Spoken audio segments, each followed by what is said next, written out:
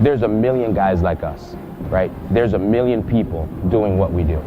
There's going to be a lot of people that natural intuition, it almost seems like they're better than us, but it takes hard work, right? If you work hard, that's what will differentiate you from the other million people.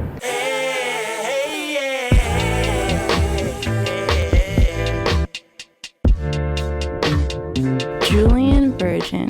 All my kings, queens, princes, and princesses, Julien Virgin live on location, Team Octopus, Sandy Springs, Georgia, with the one and only NFC lead announcer, Jose Enrique Santiago. Not too many people say my middle name. That's not bad. The whole thing, Jose Enrique Santiago Jr. Typical Puerto Rican. It's a long name, man. Yeah. Much respect, man. Yeah. Now, how you doing today? But how are you living, Jose? What's life like? Life is great, man. I'm a tremendously blessed man. You know, from my personal life, right? Being a husband, being a father, my job. You know, I have a great career working for a fantastic company, and then all of my extracurricular activities, right? Being here at the gym, teaching folks how to box and helping them train, get in shape.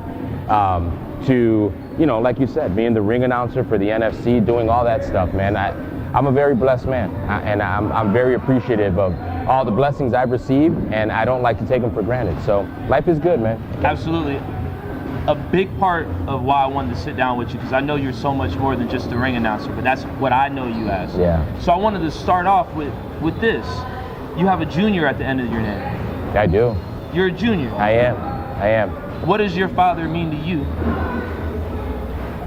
And the man that's sitting here with me today. It means a lot to me. I mean, you know, my father and I, it's a long story. We don't have enough time to cover the whole father thing, but, you know, my father is the person that taught me hard work, right? My dad owned a little bodega in Chicago, in the inner city streets of Chicago. We lived in the northwest side. He owned a bodega on the south side of Chicago.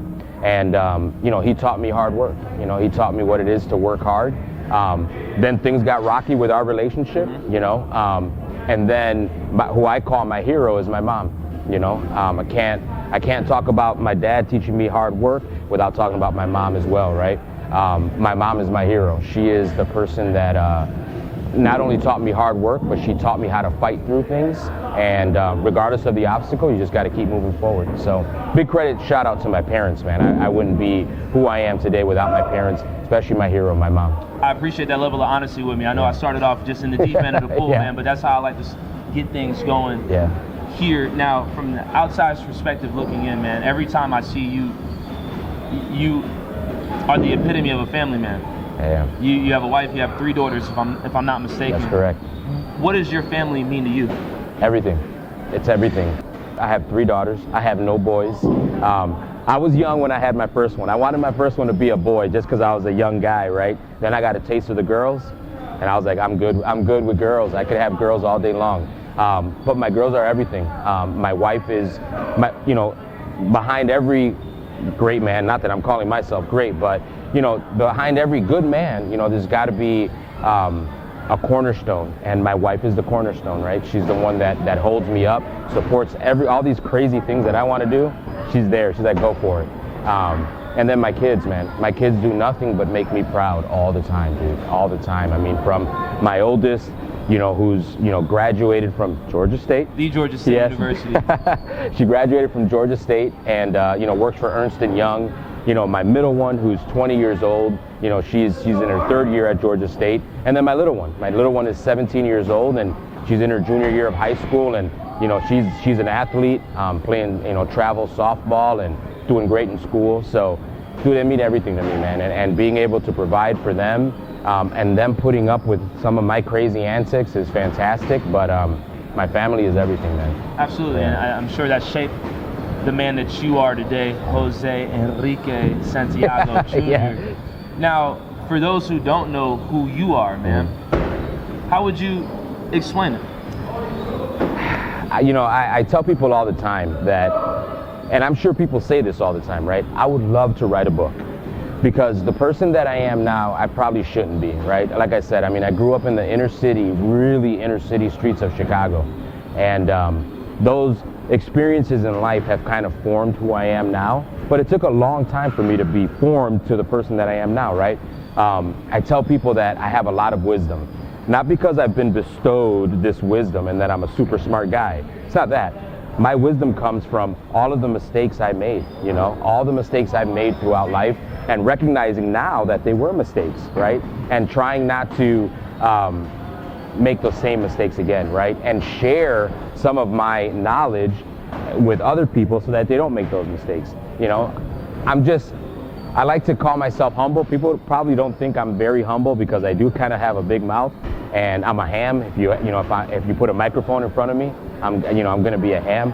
But you know, I understand humility, and I love being a humble person, and you know, a man of faith. You know, I spend a lot of quiet time with the man upstairs. You know, understanding who I am and you know, all the blessings I've received. I can definitely co-sign on the man that you are, because you've shown me nothing but love, and always answered all my questions. I've always had 13,000 for you, man. That's I think good. The first time I met you, I believe we were at maybe the Harley Davidson show, and I pulled up on you. I was like, "Hey, man, David said I'm the, you know, I can interview the fighters," and you were like, "Did David really say that?" I'm like, "Yeah." And you just ran with it, but you just been so gracious with your time, your energy, and your efforts with me, man. So I appreciate that. Now, we're sitting here right now at Team Octopus in Sandy Springs, Puerto Rican blood. Yeah.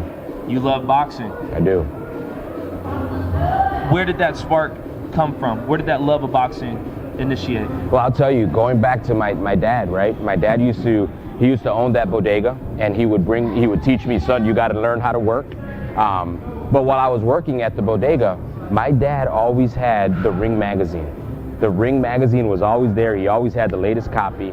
And so when we're sitting around the store, you know, I'm a little kid, and I was fascinated. There was no internet, right? We're talking, you know, early 80s, maybe late 70s.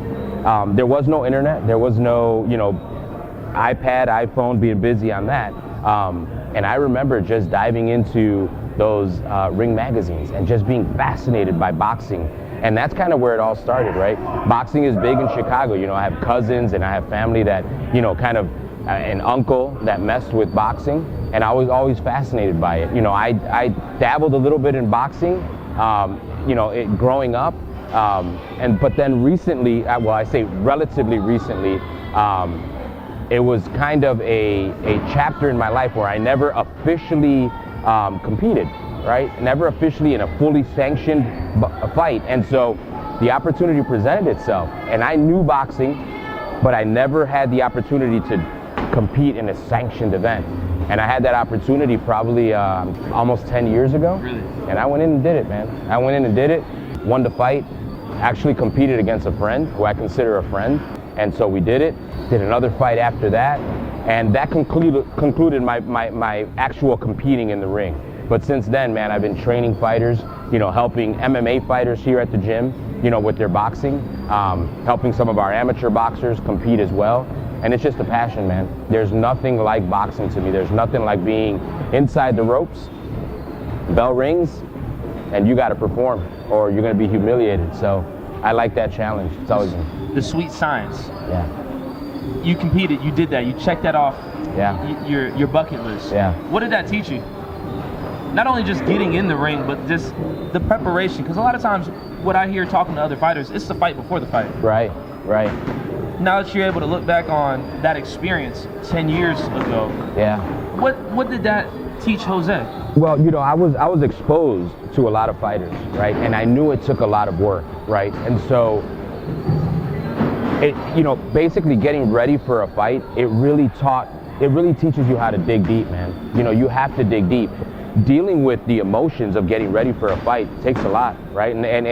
What it taught me was the level of respect that I do have for fighters that we cover now, right? Having to deal with not only training, but a lot of the fighters that we support here locally, they have full-time jobs, just like I did, right? I had to train at night and I had to watch my diet. The psychological aspect of getting ready and thinking to yourself, I'm putting in all this work, but it can take a split second and I can be totally humiliated. One shot in the mouth and I could be humiliated in front of friends and family and people I don't know. And I don't want to be that guy. I don't want to be that. Did you see that guy? Aren't you the guy that got knocked out? I don't want to be that guy. But it takes a lot of pressure, right? And being able to deal with that pressure does teach you a lot of things in life. You know, once you do that, there's few obstacles in life where you're going to be like, nothing was harder than that. You know what I mean? So it helps develop you as a person. It really does. Indeed. Now, taking it a step further, I've witnessed the amount of joy that it's brought you to watch somebody that you train in the gym compete. Yeah. And how on edge you are. And just, you know, when that person got their hand raised, you were lighting up. Yeah. What does that mean to you?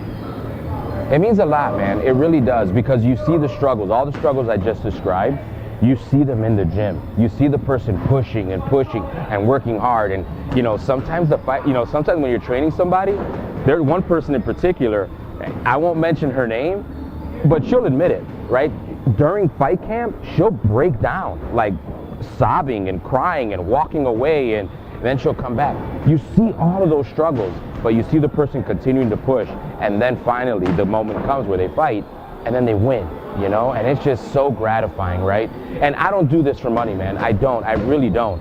This is like we said earlier, I have 3 daughters. I need my testosterone fill, right?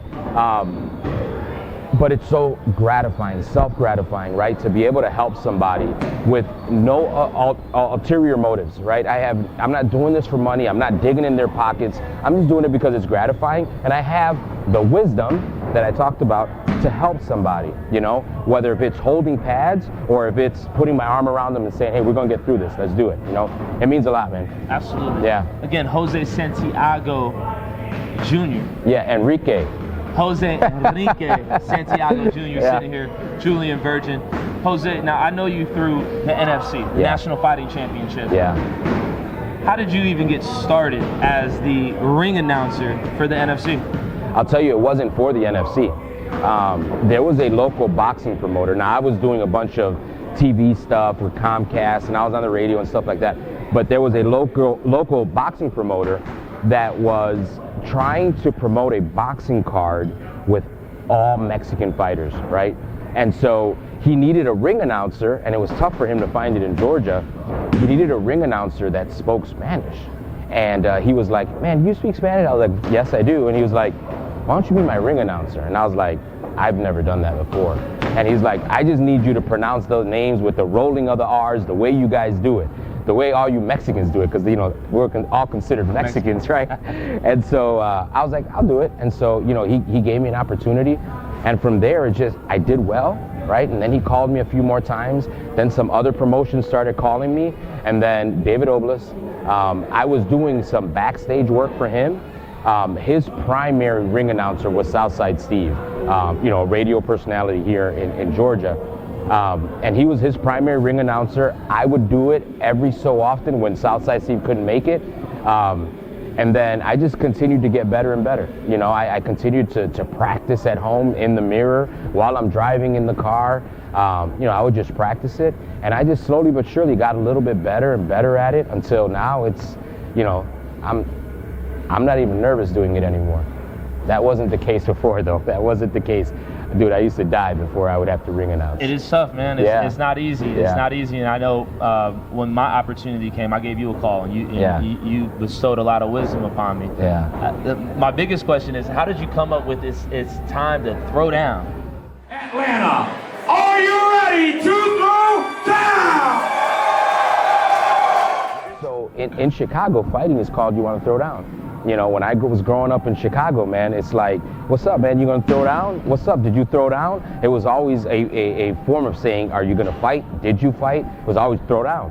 So I was like, I gotta come up with a catchphrase, man. I'm like, I'm gonna go back to my roots. Are you ready? You know, and then you know, I say it to the fans and the fighters in the cage right before the fight start, and usually right before the main event. I ask them, are you ready to throw down? Because it's time to throw down. Just that's what fighting was in Chicago when I was growing up. So throw down is what I call it. Indeed. How long has this been, the relationship between you and the NFC?